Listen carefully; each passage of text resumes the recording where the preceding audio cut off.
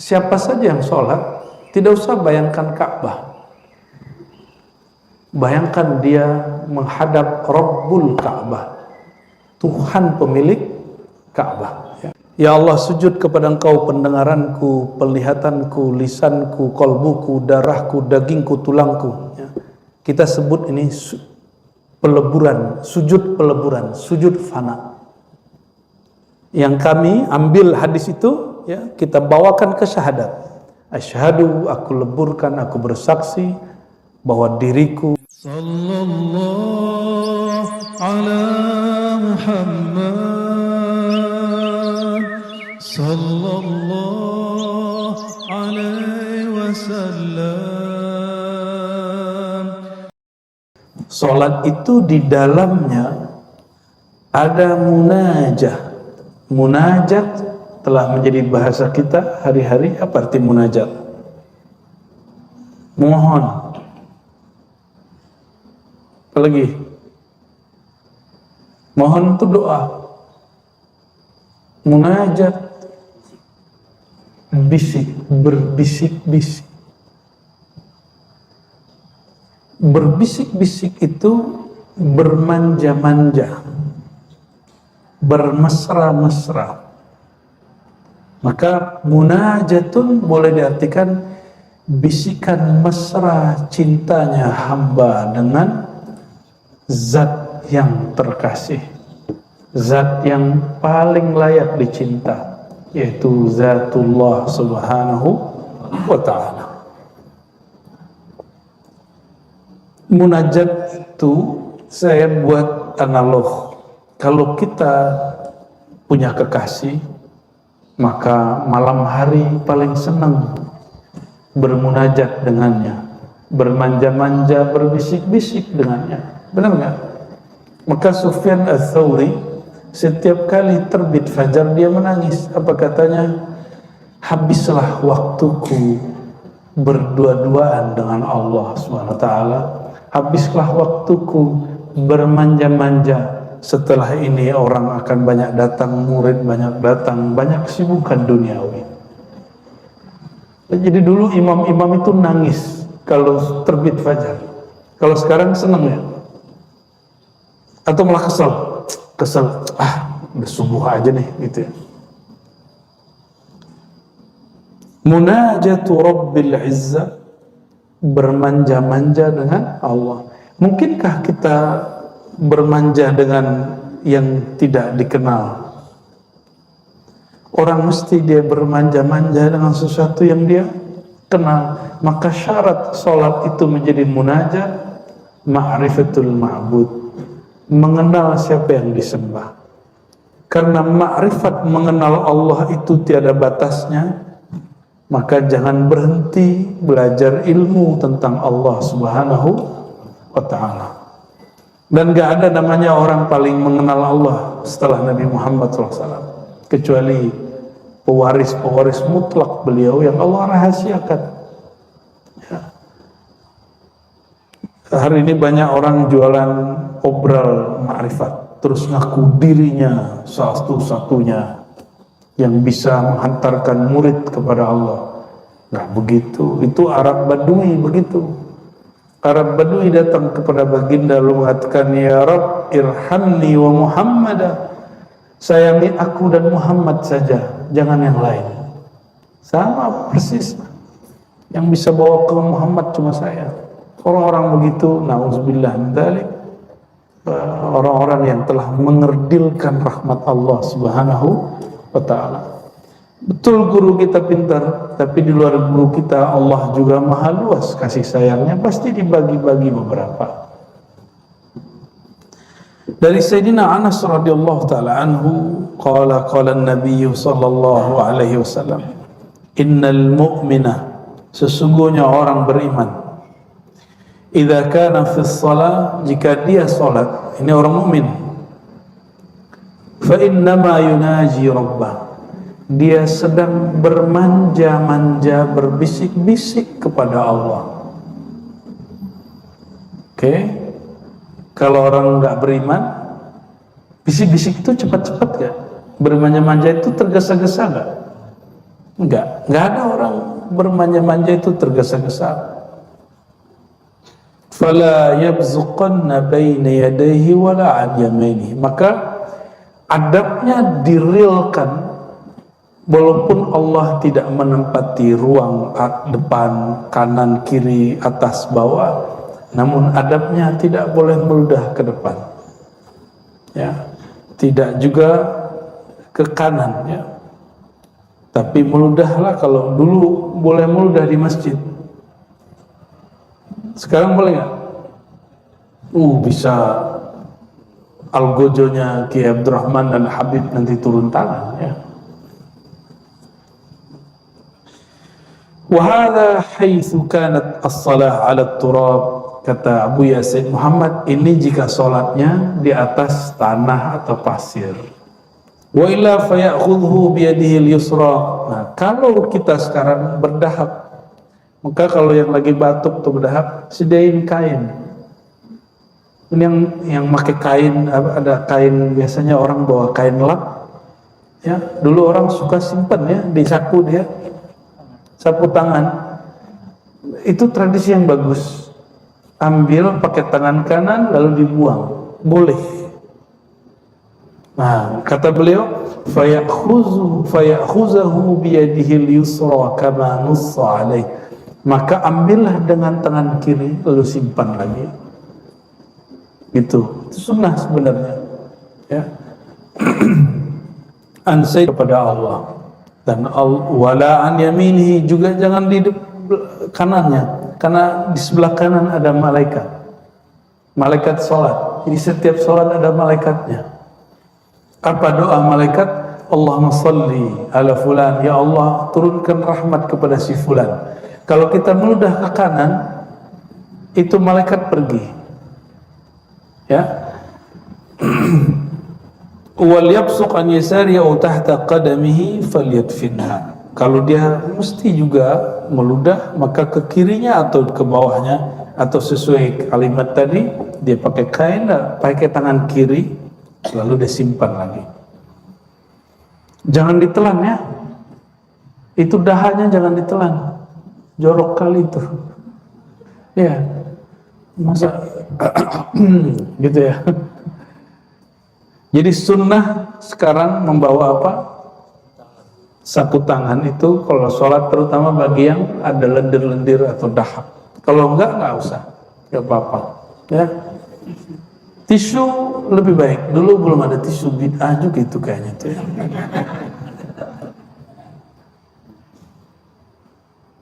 Umin dalik, ganti tema. Tadi sholat itu tempat munajat. Inilah yang membuat orang rindu sholat. Udah rindu sholat belum? Sholat itu ada candunya gak? Ada candu gak sholat? Nah, kayaknya belum, ya. Karena belum kenal siapa yang disembah. Jadi belum jatuh cinta kepada Allah Subhanahu wa ta'ala. Sholat itu nikmat sekali, Pak. Nikmatnya sholat, sehingga Abu Yazid itu seperti dia di atas orang lagi syahwat kepada pasangannya. Itu Abu Yazid al-Bustami. Nikmatnya sholat itu. Itu yang disebut nikmat surga yang disegerakan. Maka Nabi SAW mengatakan, hubbiba ilayya minad dunya at-tib wan nisa wa ju'ilat qurratu aini fi shalah. Aku dibuat oleh Allah senang kepada yang harum, yang bersih, yang rapi, dan lawan jenis. Tetapi pelipur laraku hanya di dalam sholat. Bukan hidup yang rapi, bukan pasangan. Tapi apa yang membuat Nabi terobati kolbunya? Fis sholat, di dalam sholat, ya.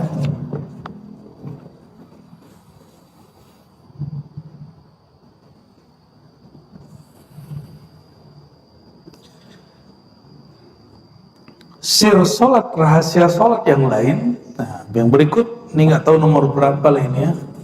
Ada yang nyatat nggak nomornya berapa sebelumnya? Bukan halaman. Kelebihan sholat 1, 2, 3 ini nggak tahu nomor berapa. Beliau nggak ngasih nomor. Ya, anna salata fiha tawajjuh wal iqbal ala Allah. Salat itu ada dua aktivitas besar selain munajat di situ, itu tawajjuh. Apa arti tawajjuh? Tawajjuh itu menghadapkan kalbu kepada yang mengendalikan kalbu. Wal iqbal, lalu menatap Allah Subhanahu wa ta'ala. An Sayyidina Ibn Umar radhiyallahu ta'ala anhuma anna Rasulullah sallallahu alaihi wasallam qala, Rasulullah bersabda, idza kana ahadukum yusalli, sama jika kamu salat jangan meludah, jangan melakukan gerakan-gerakan di luar salat, fa innallaha qibala wajhihi idza shalla, karena Allah secara adab di depan dia. Bukan berarti Allah menempati ruang depan, tapi tubuh ini berkiblat ke Ka'bah, maka Allah akan menerima orang itu dari arah depannya. Bukan berarti Allah ada di depannya. Oleh karenanya, siapa saja yang sholat tidak usah bayangkan Ka'bah. Bayangkan dia menghadap Rabbul Ka'bah, Tuhan pemilik Ka'bah, ya. Wa min dzalik, di antara rahasia keutamaan salat yang menjadi kekhususan umat Nabi Muhammad SAW yang tidak ada di agama-agama sebelumnya, anna salata fiha dzikrul 'abdi rabbahu. Salat itu adalah media seorang hamba menyebut-nyebut dan mengingat Rabbnya, Allah Subhanahu wa ta'ala. Inilah yang disebut di dalam Al-Quran surat Taha, aqimis salata li dzikri. Dirikan salat untuk zikri, mengingatku. Masih ingat gak pertemuan dengan Allah? Nggak ada yang ingat? Maka karena kita tidak sanggup mengingat Allah, hilangkan ketidaksanggupan itu dengan cara kecilkan dirimu, tiadakan dirimu, maka si kecil itu akan hilang, si jahil itu akan hilang. Allah akan ganti sifat kita yang baru. Maka orang kalau sholat, Allah sedang merefresh dirinya. Jadi sifat-sifat yang tadi sudah berkarat itu Allah ganti dengan sifat yang baru, ya. Inilah makna dari surat Thaha ayat 14 itu, ya. Lalu disebutkan di sini riwayat mengenai dialog hamba. Nah, ini lucu nih dialog ini. Jadi guru saya dulu, saya punya guru beberapa orang namanya Hasan Al-Basri. Ada satu guru namanya Hasan Basri, ketua MUI di kampung saya. Dia dikritik oleh kawan saya. Jadi kawan saya baru pulang dari Timur Tengah, tapi belum selesai mengkritik sang guru. Bayangin coba. Ya, kalau santri Jawa nggak berani ya kiai, ngeritik kiai. Yang berani ngeritik kiai itu ya santri Sumatera biasanya. Apalagi santri dari Padang tuh, demen banget ngeritik kiai itu. Karena diajarin begitu. Kita diajarin mendebat kiai. Itu yang dianggap beradab bagi kami. Pas saya ke Jawa, ternyata beda caranya. Didebatlah guru kami ini, Buya Hasan Basri, ketua MUI. Apa debatnya? Beliau ini kalau sholat kadang satu nafas atau dua nafas Fatihah. Bismillahirrahmanirrahim, alhamdulillahi rabbil alamin, arrahmanirrahim. Terus ya, didebat sama anak nih, apa kata dia? Buya, di dalam hadis Sahih Bukhari dan Muslim, terutama Sahih Muslim, disebutkan bahwa antara ayat dan ayat itu ada jawaban dari Allah Subhanahu wa ta'ala. Oke, terus maksud kamu apa? Kata si santri yang sudah mulai pintar atau sok pintar ini, atau keminter. Apa kata dia? Kalau Buya mimpin sholat satu nafas, kapan Allah jawab? Oh iya juga ya. Benar tak? Kapan Allah jawab? Nah, coba perhatikan hadisnya. Sayyidina Abu Hurairah mengisahkan, aku mendengar Nabi SAW menceritakan rahasia Fatihah. Allah berfirman, qasamtus salah. Ini hadis sahih Muslim, hadis sahih. Ada juga di Bukhari yang semakna. Qasamtus salata baini wa baina abdi nisfain wa li abdi nisfain wa li abdi ma sa'al. Aku memisahkan, membagi salat itu jadi dua. Antara hambaku, dia memujiku, menyembahku, dan hambaku memohon kepadaku. Fa'idha qala al-abdu, jika si hamba selesai baca alhamdulillahi rabbil alamin, aku menjawab. Apa jawaban Allah? Hambaku memujiku. Itu. Hambaku, hamidani abdi, hambaku memujiku. Kalau antum langsung, kata dia, alhamdulillahirabbil alamin arrahmanir rahim, Allah nggak sempat jawab dong. Logikanya masuk setengah lah ya. Lalu kalau si hamba mengatakan ar-rahmanir rahim, Allah menjawab asna alaihi abdi, hambaku banyak memujiku. Jadi beda hamidah dengan asna. Hamidah memuji di awal, kalau asna mengulang pujian. Maka alhamdu wathana itu beda penggunaan. Jika si hamba membaca Malik Yaumiddin, ini yang tadi saya tinggal sedikit ya, Malik Yaumiddin, maka Allah menjawab, majjadani abdi, hambaku sedang memuja-mujiku. Jadi ada al-majd. Jadi pujian yang sudah lebih dari banyak disebut tamjid. Innaka hamidun majid. Hamid terpuji, majid sangat-sangat terpuji. Fawwada ilayya abdi, lalu hambaku menyerahkan urusannya kepadaku. Lalu ketika dia baca iyyaka na'budu wa iyyaka nasta'in, maka Allah mengatakan hadza baini wa baina abdi, inilah hubunganku dengannya. Dia menyembahku iyyaka na'budu, maka aku beri dia iyyaka nasta'in, kepada engkau kami memohon pertolongan. Wa li abdi mas'al, apapun yang dia minta aku kasih. Kalau satu napas Allah nggak sempat jawab, bro.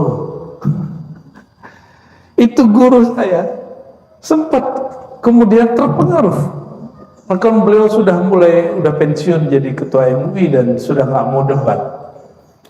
Dan orang dari dulu nggak mau debat. Ya. Begitu juga ayat ihdinas siratal mustaqim siratal ladzina an'amta 'alaihim ghairil maghdubi 'alaihim waladdallin, sama, kalimat jawabannya sama.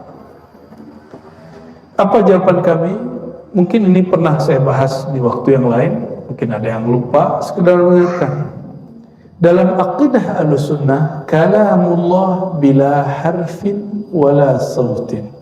Allah jika berkalam, kalamnya tidak berhuruf, tidak bersuara. Karena huruf dan suara itu ciptaan. Coba baca ba. Ba itu pertemuan dua bibir. Bibir ini makhluk bukan? Suara, nafas, lalu titik-titik tempat keluar huruf, itu makhluk bukan? Maka bunyi yang keluar dari mulut namanya ba, alif, semua itu adalah makhluk. Tapi kalam Allah tidak makhluk. Maka Al-Quran bermakna kalam tidak makhluk, tapi mushaf makhluk. Suara kita baca Quran makhluk. Imam Bukhari hampir dibunuh karena menjelaskan ini waktu di Daisapur. Disalahfahami oleh seniornya, namanya Muhammad Az-Zuhli. Ya, karena bab ini kata Imam Bukhari, bacaan Quranmu makhluk, Qurannya tidak makhluk. langsung dituduh sesat. Untung kita nggak hidup di zaman itu. Ya mungkin saya dituduh sesat juga. Kita nggak ngomong gitu aja dituduh sesat sama orang ya. Walhasil saya sampaikan, jadi Buya, Allah itu berkalam seperti yang Buya ajarkan dulu waktu di sekolah, tanpa huruf dan tempat suara. Maka jika Allah menjawab Bismillahirrahmanirrahim, Alhamdulillahi Rabbil Alamin, lanjut misalnya satu nafas, itu nggak perlu jeda, karena Allah menjawab tidak perlu jeda. Dan itu sekali saya lihat beliau senyumnya puas sekali. Terakhir saya berkunjungi beliau dan setelah itu beliau wafat. Ya. Dan tapi saya puas. Semoga itu tanda beliau ridho, ya, ridho kepada muridnya yang kurang adab ini. Mengenai Maliki Yaumiddin, nah ini ada tafsir Al-Ma'thur, ini dia. Tafsir yang diriwayatkan bahwa Maliki Yaumiddin, Allah berkalam, hambaku memuja mujiku dan dia telah menyerahkan urusannya kepadaku. Jadi kita kalau mengatakan Maliki Yaumiddin, dialah sang pemilik, sang raja hari kiamat. Di dalam Asmaul Husna Allah bernama Malikul Mulk. Malikul Mulk. Malikul tanpa alif, bukan Malik, bukan, tapi Malikul Mulk. Itu lebih tinggi daripada Malik. Maka jika ada orang imam baca Maliki Yaumiddin, itu sholatnya sah, Fatihahnya sah, dia tidak mengurangi satu huruf. Qul a'udzu birabbin nas, malikin nas, atau malikin nas, mana yang benar? Malikin nas, raja yang benar-benar raja di raja, penguasa, pemilik manusia. Itu mana Malik tanpa alif. Tapi kalau pakai alif, itu berarti raja aja atau pemilik saja. Suatu kali Nabi SAW pernah mengatakan di hadapan sahabat. Jadi Nabi ini tawadu, tapi dalam bab tertentu beliau mengenalkan dirinya dan menyebutkan hakikat jiwanya, hakikat nurnya. Apa kata beliau? Ana sayyidu waladi Adam. Akulah sayyid waladi Adam. Kalau boleh diterjemah, raja manusia. Yaumal qiyamah, pada hari kiamat. Maka ulama-ulama ahli isyari mengatakan Maliki Yaumiddin itu Allah. Kalau Maliki Yaumiddin itu nur Allah, nur kekuasaan Allah yang Allah berikan kepada Nabi Muhammad sallallahu alaihi wasallam. Wallahu alam, itu penjelasan isyarat ya. وجاء في رواية أخرى زيادة في أوله فإذا قال العبد بسم الله الرحمن الرحيم. Ada satu riwayat dia tidak sahih, tapi riwayat Daruqutni dan Baihaqi. Jadi mulai dari Bismillah. Jika si hamba baca Bismillah, maka Allah mengatakan Dzakarani abdi, hambaku menyebut-nyebut namaku, mengingat aku.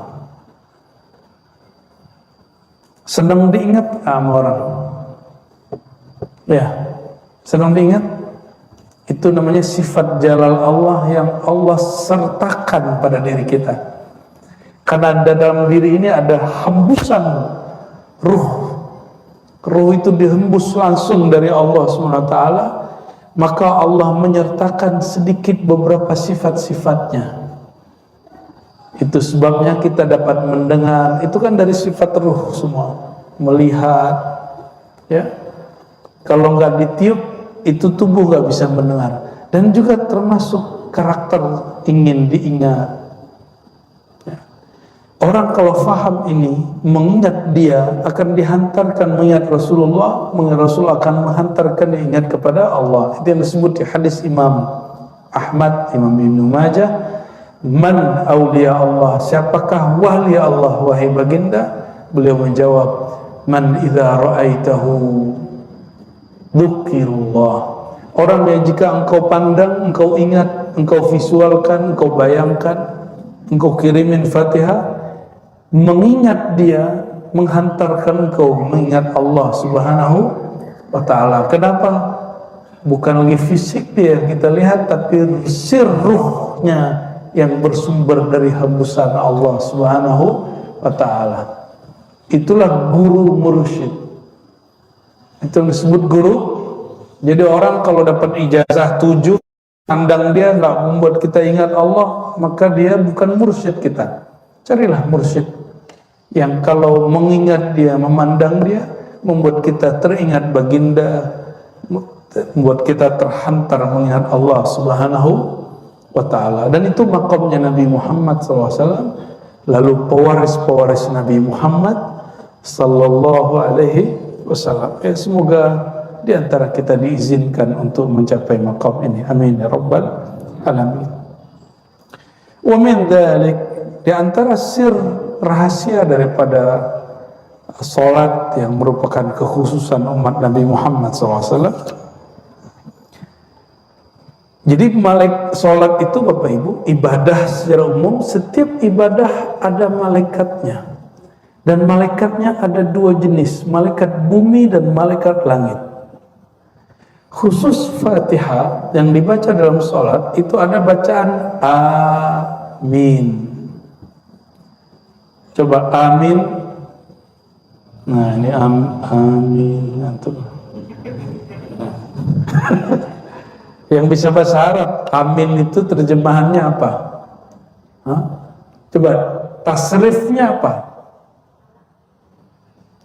Kan kata Arab itu bisa diderivasi, dirubah. Shalla yusalli salatan. Amin apa? Nggak ada kata sepakatan ulama, karena itu bukan bahasa Arab yang bisa ditasrif. Di bahasa Arab yang unik, dia bahasa Arab alam sana. Itu bahasa Arab alamnya malaikat.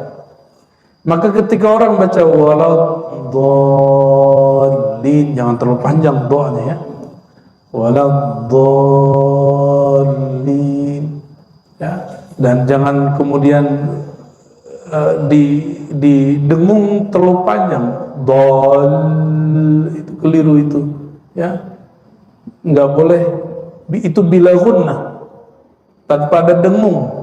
Waladhdallin, langsung disambut, karena bi gunnah itu sudah jelas masuk ke huruf waw dan huruf-huruf tertentu yang lain. Jika ada orang membaca itu, maka malaikat dengan bahasa Arab langit, ini bahasa biar agak ngeri-ngeri sedap, membaca amin. Banyaklah orang bertanya, sebenarnya cara baca amin itu gimana? Amin atau amin, yang benar yang mana? Kayak tahu yang benar aja sih. Dalam ilmu tajwid, jika 2 alif ketemu, maka dia dijadikan matnya panjang. Itu asalnya amin kalau versi ahli tasrif. Cuma bisa tasrif begitu ada ya di tengahnya. Ini muskil. Maka ada ulama kita yang memanjangkan amin. Itu ada alirannya dalam ilmu tajwid. Jadi ilmu tajwid ada mazhabnya Bapak Ibu. Mazhab itu tidak hanya mazhab fiqih. Mazhab fiqih yang ditulis di depan masjid. Kan kalau disebut semua repot juga, tapi cukup yang 3 itu. Mazhab apa di sini? Ya. Syafi'i. Enggak usah ditulis qiraat kita, qiraat Asim. Oh, repot sudah. Ya, cukup 3 itu. Pertanda masjid ini masjid rahmatan lil alamin. Insya Allah. Enggak mungkin juga disebut qiraat Asim. Oh, rempong. Ya. Jadi amin itu bukan bahasa Arab sini. Dia bahasa Arab, dia walaupun tidak setara dengan alif lam mim, tapi dia hampir-hampir sumbernya sama. Coba alif lam mim, ada yang tahu bahasa Arabnya apa? Alif lam mim, apa artinya? Nggak tahu, itu bukan arti. Hanya Allah yang tahu, itu bukan arti. Ada artinya, ada di kitab tafsir.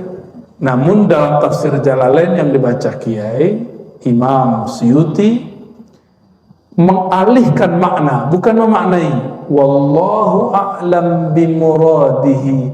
Allah lebih tahu maksudnya, tapi itu bukan arti. Orang mengira itu artinya.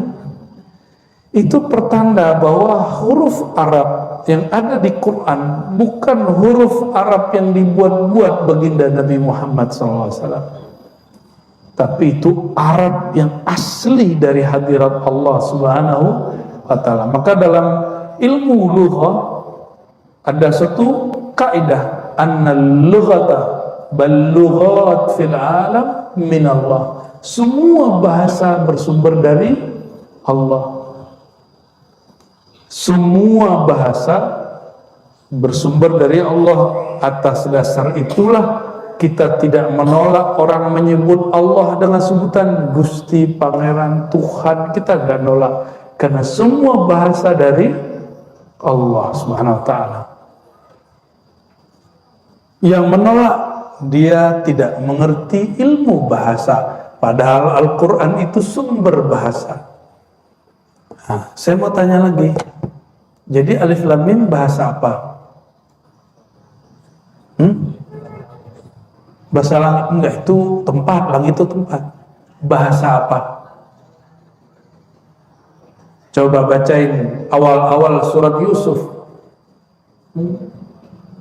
Terus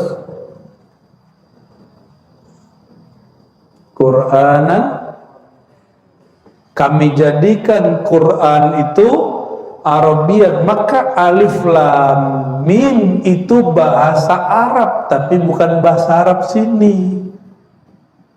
Ini yang disebut i'jaz, untuk melemahkan Arab-Arab Quraisy, karena bahasa Arab mereka sudah terkontaminasi. Ada Arab yang lebih murni, gitu. Apa makna Arab? Bahasa Arab, Arab itu artinya Araba, artinya sesuatu yang bergerak. Maka huruf bahasa Arab, harokat itu artinya gerak. Harokat, harokat itu gerak artinya.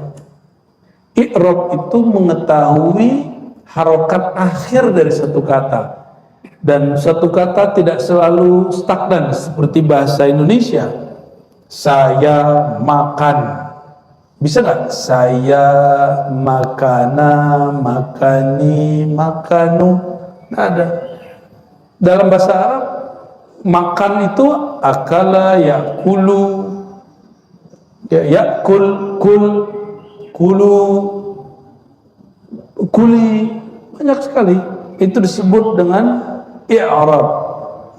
Maka bahasa Arab itu bahasa yang bergerak, dan dia selalu bergerak. Jadi alif lam mim bahasa apa? Alif lam mim bahasa apa? Bahasa Inggris. Bahasa Arab. Tidak ada di dalam Al-Quran satu kata, satu huruf pun di luar bahasa Arab. Karena dia bahasa Arab pasti ada maknanya. Namun tidak semua diketahui oleh para ulama. Hatta sekelas Sayyidina Abu Bakar As-Siddiq, dibacakan ayat wa fakihatan wa abba. Orang nanya, ya Abu Bakar, apa itu fakih, apa itu abba? Kalau fakihah kami tahu buah. Abba, mana abba? Apa kata Sayyidina Abu Bakar? Seandainya saya taruh kepala saya di bawah kolong angin manapun, ini kepala nggak berani menerjemahkan, menafsirkan ayat sesuka hati. selevel Abu Bakar, Sayyidina Abu Bakar, nggak mesti sesat, bisa keliru, bisa tidak tahu, lalu ia menunjukimu. Tapi sama kawan saya yang baru hijrah jadi ustadz, apa kata dia? Rasulullah pernah sesat.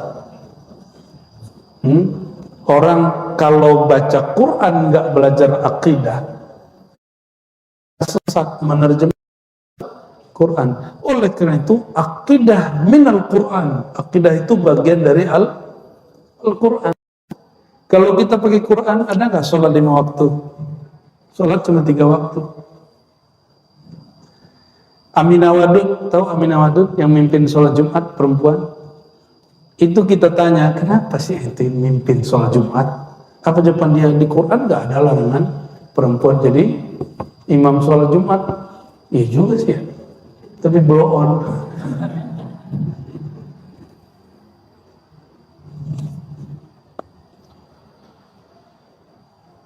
Jadi amin bahasa Arab atau bukan? Bahasa Arab alam malakutiyah jabarutiyah, alamnya malaikat. Maka malaikat setiap kali ada orang baca waladhdallin amin, maka amin itu juga bahasa Arab, tapi bahasa Arab sana. Ya. Dan amin juga dipakai oleh orang Suryania, orang berbahasa Suryania dan Ibrania. Amin, amin, gitu ya. Amin sebenarnya nggak ada men, min. Dalam bahasa yang tepatnya dibaca begitu.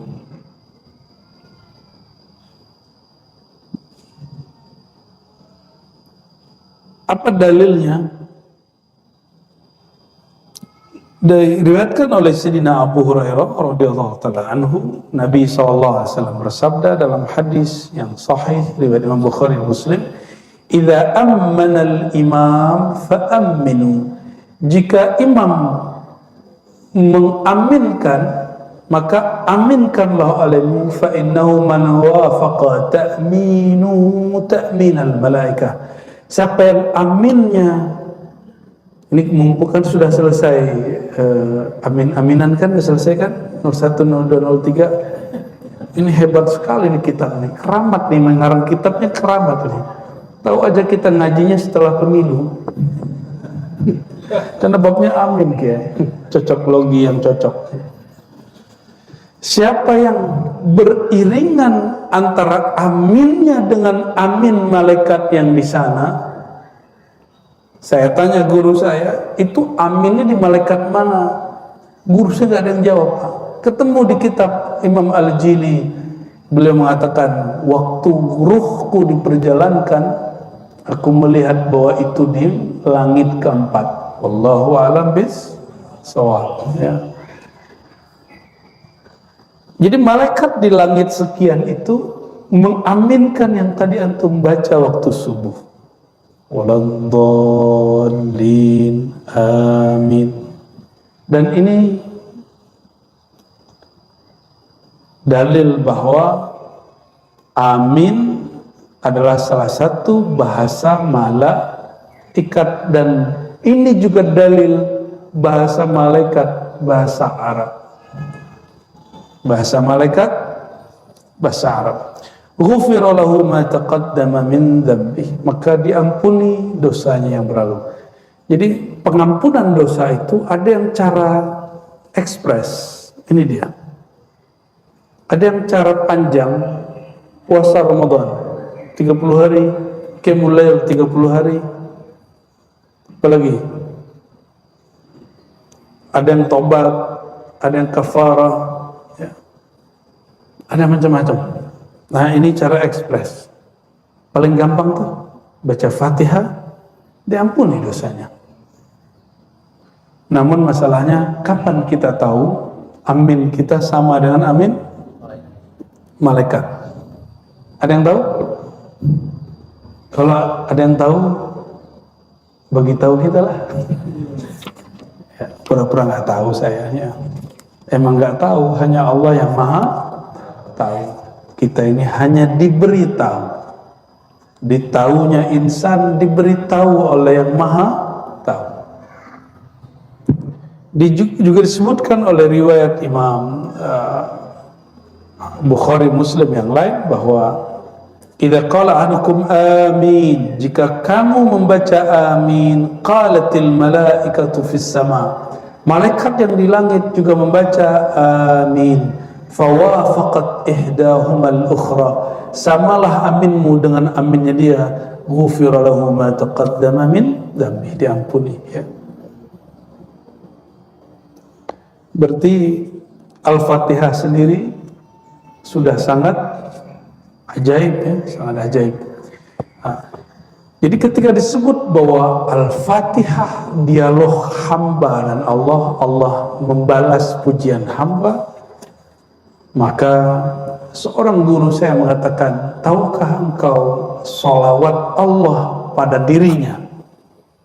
Salawat Allah pada dirinya adalah suratul Fatihah. Wallahu a'lam bishawab. Itu ilmu hikmah kerohanian ya, bukan hikmah kesaktian.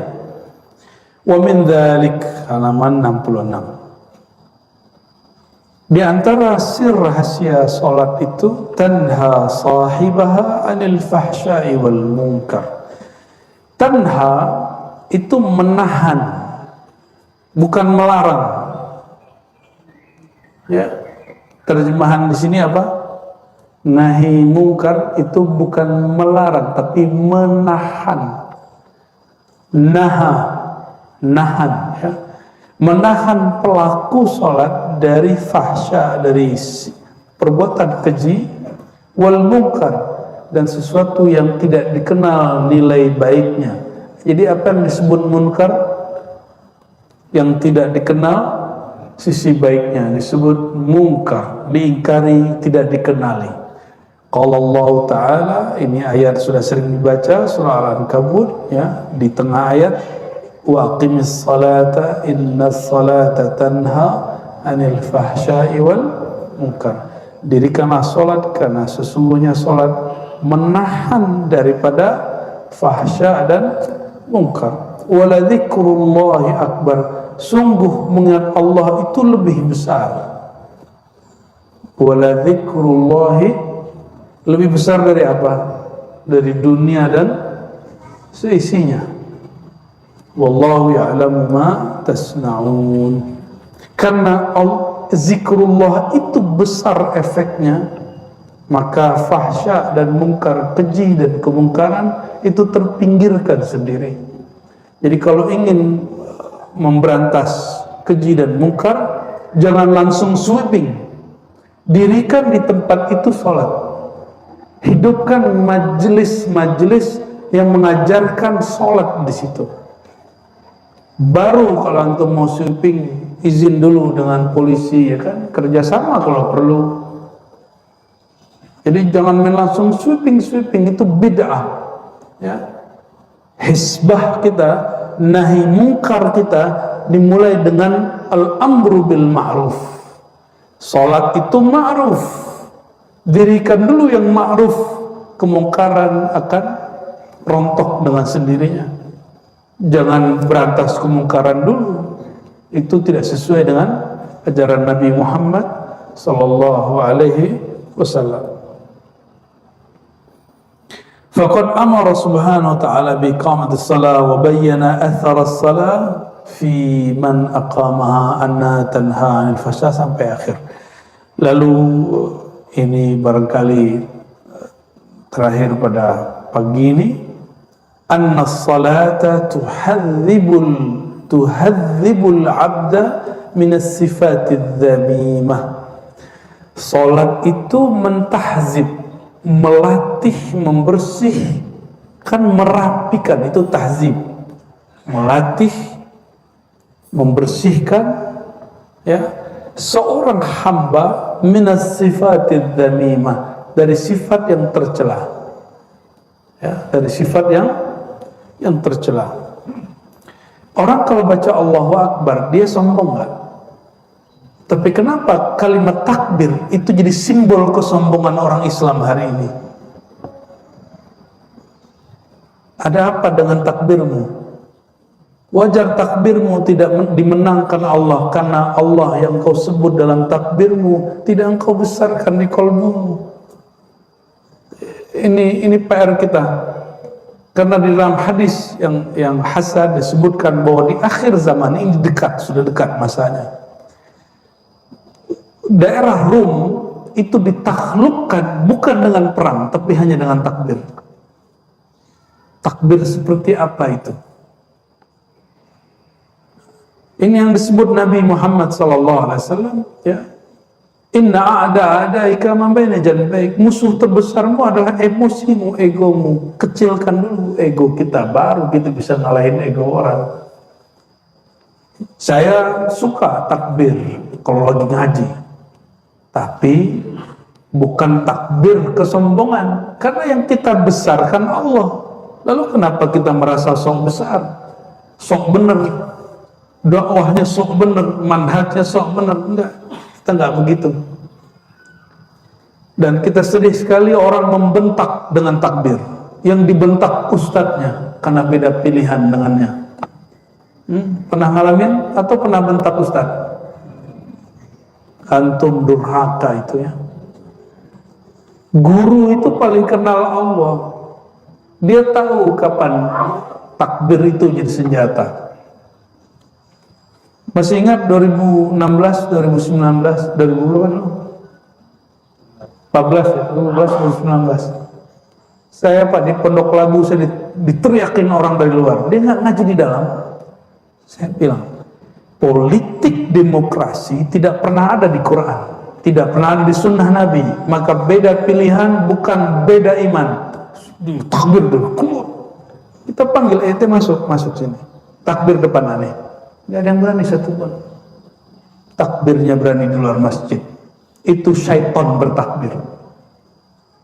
Ya.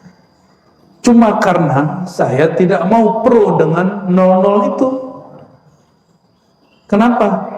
Untuk apa saya mengobarkan takbir itu hanya untuk 5 tahun orang berkuasa? Takbir saya abadi. Karena takbir menyebut nama Allah Subhanahu wa ta'ala Maha Abadi. Saya mau tanya, ya, di Quran ada jihad, di Sunnah ada jihad. Apakah ayat jihad untuk pemilihan pemilu? Lalu kenapa ayat-ayat jihad muncul waktu orang demo? Kenapa muncul? Dia sedang memperkosa ayat-ayat Allah SWT. Tolong jangan orang yang sudah kenal khasais ummah al-Muhammadiyah jangan mau dipolitisasi dengan simbol agama. Agama kita suci. Agama mencakup politik. Agama tidak butuh politik. Politik butuh agama. Jadi kalau ada orang ngomong Islam tidak boleh lepas dari politik, bahasanya keliru. Politik tidak boleh lepas dari Islam. Islam mencakup semua, betul. Tapi bukan berarti Islam harus berpolitik dengan politik ente, harus milih nolnya ente itu, ya. Nauzubillah min dzalik. Politisasi agama sudah memecah kolbu kita. Maka Allah katakan wala dzikrullahi akbar. Yang besar itu cukup Allah. Kecilkan nolmu, ya. Dan nol masih merasa besar lagi. Maka Bapak Ibu, saudara yang bukan Allah, sengaja selalu saya sisipkan ini untuk edukasi. Mungkin tahun berapa lagi nih? Emang masih ada? Insya Allah Indonesia masih ada lah. 2000 berapa? 2029. Tapi setelahnya kita nggak tahu, ya. Karena krisis di mana-mana. Masih ingat pandemi? Ini udah lupa semua, amnesia, cepat sekali lupanya. Pandemi seakan-akan nggak ada lagi aktivitas, masjid kosong. Nggak pernah dalam sejarah Indonesia masjid kosong. Masjid ini pada kosong ya, Kiai? Ya, Kiai kena juga deh. Ya, tengkarlah antara, karena dekat kantor polisi ya, langsung dibubarin.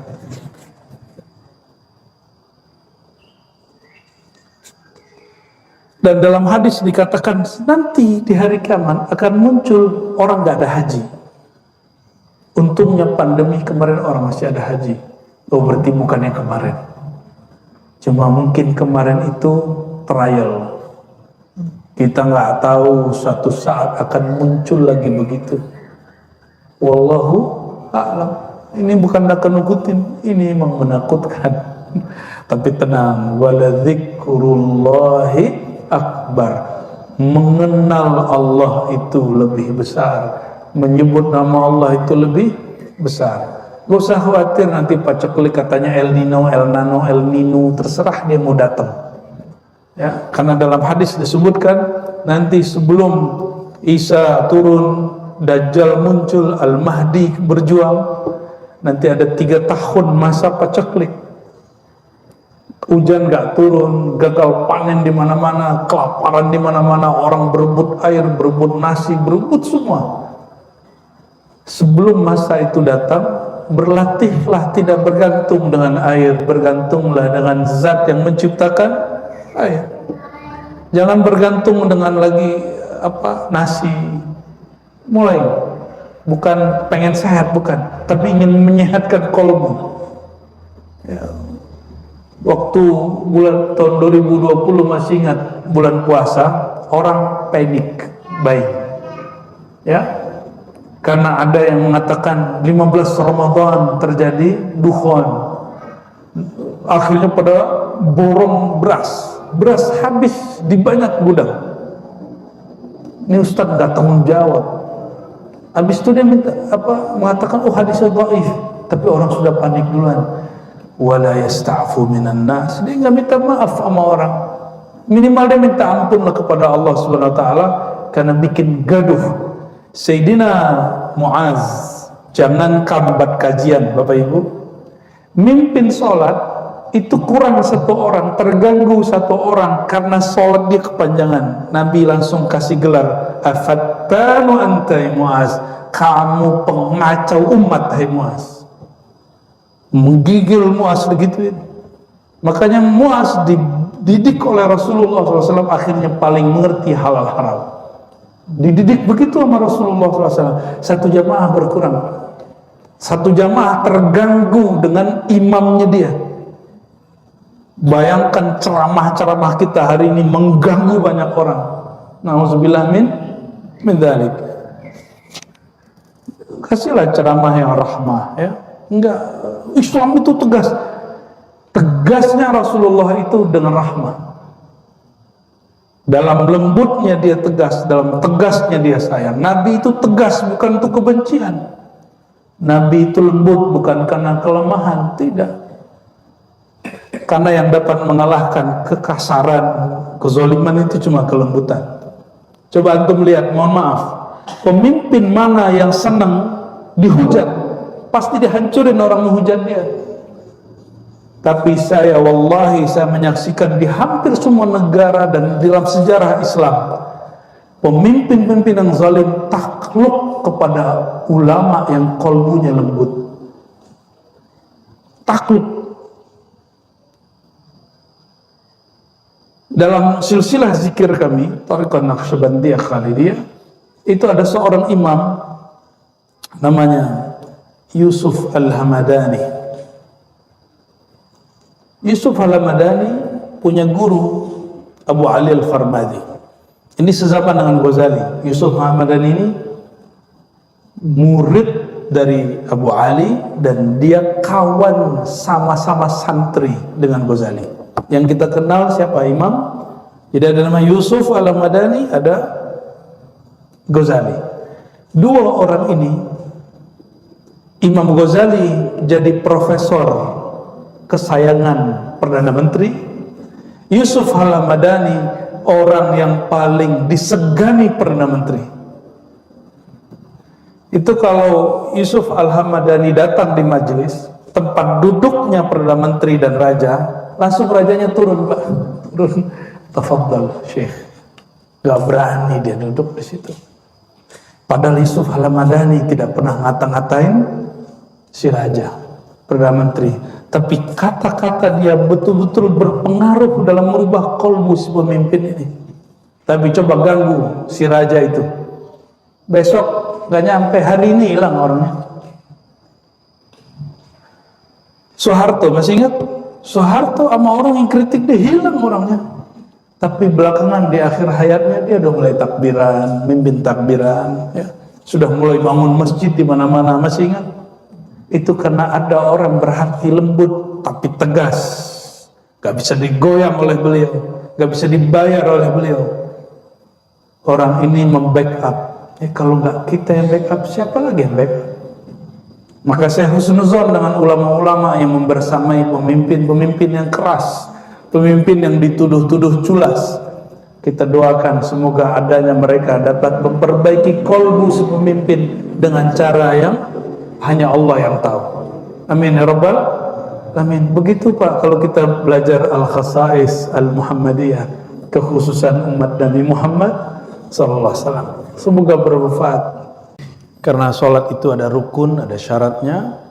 Sholat tidak sah jika menggunakan bahasa Indonesia, bahasa Melayu, bahasa Jawa. Tetap yang dibaca oleh lisan bahasa Arab. Tapi Bapak kalau mau baca, di kolbunya. Kolbunya yang berbicara, karena Allah menatap isi kolbu. Kalau fisik Allah tidak tatap, yang ditatap Allah selalu kolbu. Innallaha yanzuru ila qulubikum. Jadi tatapan Allah jatuhnya ke dalam kolbu. Kolbu kita bahasa apa saja Allah faham. Tapi jangan ngomong pakai bahasa wahai Tuhan, gaya bener, sok mesra dalam sujudnya. Sujud syukur sih boleh di luar sholat, boleh pakai bahasa Indonesia. Ya. Sujud itu yang paling bagus membaca bukan doa-doa aneh-aneh yang dibaca oleh baginda Rasulullah SAW. Apa yang dibaca oleh Rasulullah SAW? Subhana rabbiyal a'la, subhanakallahumma bihamdika la ilaha illa anta allahumma firli. Yang diajarkan Nabi SAW kepada Sayyidina Ali. Ini sujud kalau sholat sunat. Sajadalaka sam'i wa basari wa qalbi wa dami wa lahmi wa izami. Terus sampai selesai. Ya Allah, sujud kepada Engkau pendengaranku, penglihatanku, lisanku, kolbuku, darahku, dagingku, tulangku. Ya. Kita sebut ini peleburan, sujud fana. Yang kami ambil hadis itu, ya, kita bawakan ke syahadat. Asyhadu, aku leburkan, aku bersaksi bahwa diriku, tubuhku, jiwaku, pendengaranku, penglihatanku, gitu. Ciptaan Allah dari nurullah, nur Muhammad SAW. Itu kita ambil dari hadis itu, Pak. Hadis Imam An-Nasai dalam kitabus sholahnya, beliau beriatkan bahwa Sayyidina Ali ketika sujud itu yang dibaca. Tulangnya sakit-sakit nggak? Itu sujudnya baca itu. Sujud sajadalaka izami. Ya Allah, tulangku sujud kepadamu. Darahnya punya penyakitan nggak? Sujudkan. Maka sakit itu akan menjadi penebus. Syukur-syukur sembuh. Kita nggak cari kesembuhan dengan sholat. Kalau mau sembuh ke dokter, ya. Tapi ada orang disembuhkan dengan sholat, ada.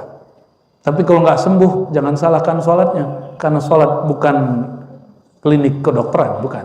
Ya. Jadi kalau ada terapi sehat dengan sholat, oh sorry, sholat bukan untuk sehat.